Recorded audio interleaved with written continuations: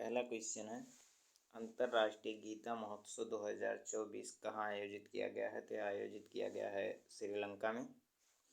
अंतर्राष्ट्रीय गीता महोत्सव श्रीलंका के कोलंबो में आयोजित किया गया। इसका आयोजन 1 से 3 मार्च तक किया गया। इसकी थीम थी वसुधैव कुटुंबकम। अंतर्राष्ट्रीय गीता महोत्सव 2023 का आयोजन कुरुक्षेत्र हरियाणा में किया गया था। अंतर्राष्ट्रीय गीता महोत्सव का इतिहास 1989 से है। राष्ट्रीय पर्व के रूप में इसे सन 2002 में घोषित किया गया था। श्रीलंका की राजधानी है कोलंबो तथा श्री जयवर्धनेपुरम कोट्टे। मुद्रा इसकी रुपया है तथा राष्ट्रपति रणिल विक्रमसिंघे, प्रधानमंत्री दिनेश गुणवर्धने हैं। अगला क्वेश्चन है, भारत की जन औषधि पहल में शामिल होने वाला पहला देश कौन बना है? तो यह बन गया है मॉरीशस। मॉरीशस भारत की जन औषधि पहल में शामिल होने वाला पहला देश बन गया है, जिससे मॉरीशस के लोगों को बेहतर गुणवत्ता वाली मेड इन इंडिया जेनेरिक दवाएं उपलब्ध होंगी। इस परियोजना को फार्मास्यूटिकल विभाग ने सन 2008 में जन औषधि अभियान के रूप में शुरू किया था। सन 2015-16 में इस अभियान का नाम बदलकर प्रधानमंत्री भारतीय जन औषधि परियोजना कर दिया गया। मॉरीशस की लोकेशन है ये, और राजधानी इसकी पोर्ट लुइस, मुद्रा रुपया तथा प्रधानमंत्री इसके प्रविंद जुगनैथ हैं। अगला क्वेश्चन है, 5 करोड़ आयुष्मान कार्ड जारी करने वाला देश का पहला राज्य कौन बना है? तो यह बन गया है उत्तर प्रदेश। उत्तर प्रदेश आयुष्मान भारत प्रधानमंत्री जन आरोग्य योजना के तहत 5 करोड़ आयुष्मान कार्ड जारी करने वाला देश का पहला राज्य बन गया है। आयुष्मान भारत एक सरकार के नेतृत्व वाली स्वास्थ्य योजना है जो राष्ट्रीय स्वास्थ्य नीति सन 2017 की सिफारिशों के आधार पर 23 सितंबर सन 2018 को शुरू किया गया था। उत्तर प्रदेश की राजधानी लखनऊ मुख्यमंत्री योगी आदित्यनाथ, राज्यपाल यहाँ की आनंदीबेन पटेल, लोकसभा सीटों की संख्या 80, राज्यसभा सीटों की संख्या 31, नेशनल पार्क में Dudhwa, Pilibhit, Amangarh, Ranipur wild life sanctuary हैं। देश की पहली AICTE लखनऊ में बनेगी। दुनिया का सबसे बड़ा मेडिटेशन सेंटर वाराणसी में सर्ववेद महामंदिर बनेगा। अयोध्या राम मंदिर 22 जनवरी को इसका उद्घाटन किया गया प्रधानमंत्री नरेंद्र मोदी के द्वारा। प्रधानमंत्री नरेंद्र मोदी ने संभल जिले में श्री कल्की धाम मंदिर का शिलान्यास किया है।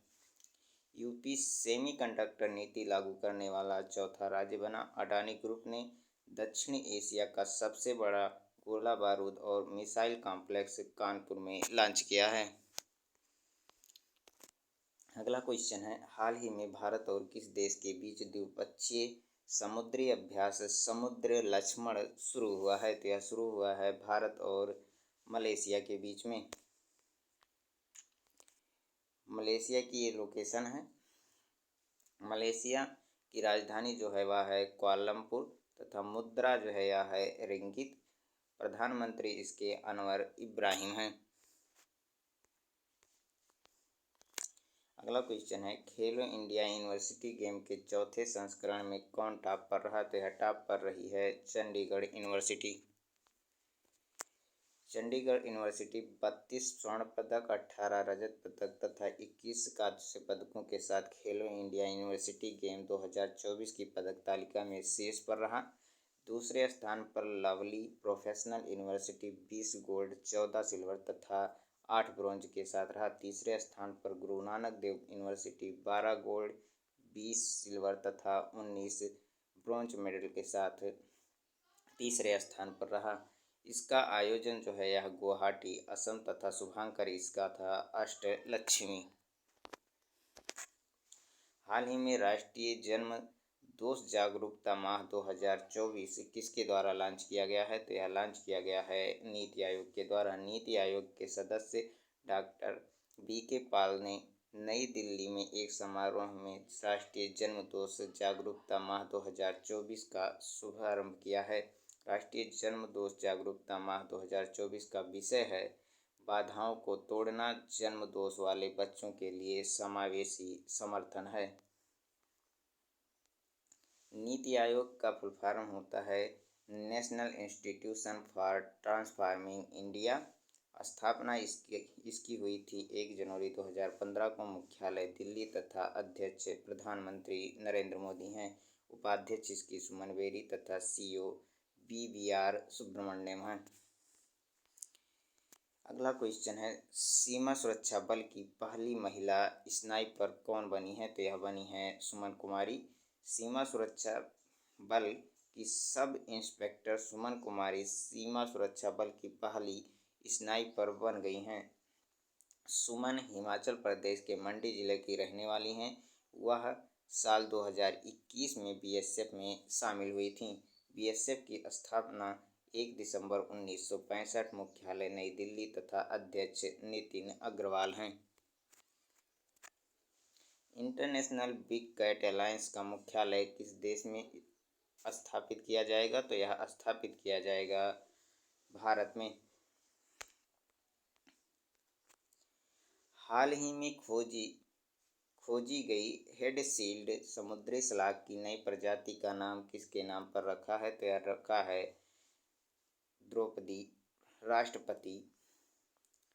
राष्ट्रपति द्रौपदी मुर्मू के नाम पर। भारतीय प्राणी सर्वेक्षण के वैज्ञानिकों ने बंगाल की खाड़ी से हेड सील्ड समुद्री स्लाग की एक नई प्रजाति की खोज की है। इस प्रजाति की खोज पश्चिम बंगाल और ओडिशा तट पर हुई है और इस प्रजाति का नाम भारत की राष्ट्रपति द्रौपदी मुर्मू के नाम पर रखा गया है। इसका नाम है मेलानोकैलेमिस द्रौपदी। यह एक छोटा आकशेरुकी प्राणी है जिसकी अधिकतम लंबाई 7 mm है। यह भूरे काले रंग का होता है जिसके पीछे सिर पर रूबी लाल धब्बा होता है। अगला क्वेश्चन है, ग्लोबल रिसोर्स आउटलुक रिपोर्ट किसके द्वारा जारी किया जाता है? तो यह जारी किया जाता है UNEP के द्वारा। ग्लोबल रिसोर्स आउटलुक रिपोर्ट 2024 में केन्या के नैरोबी में UNEP के मुख्यालय से 6ठी संयुक्त राष्ट्रीय सभा के दौरान लॉन्च किया गया। यह संयुक्त राष्ट्रीय पर्यावरण कार्यक्रम के अंतर्राष्ट्रीय संसाधन पैनल की प्रमुख रिपोर्ट है। इसकी स्थापना 5 जून 1972 तथा मुख्यालय नैरोबी केन्या में है।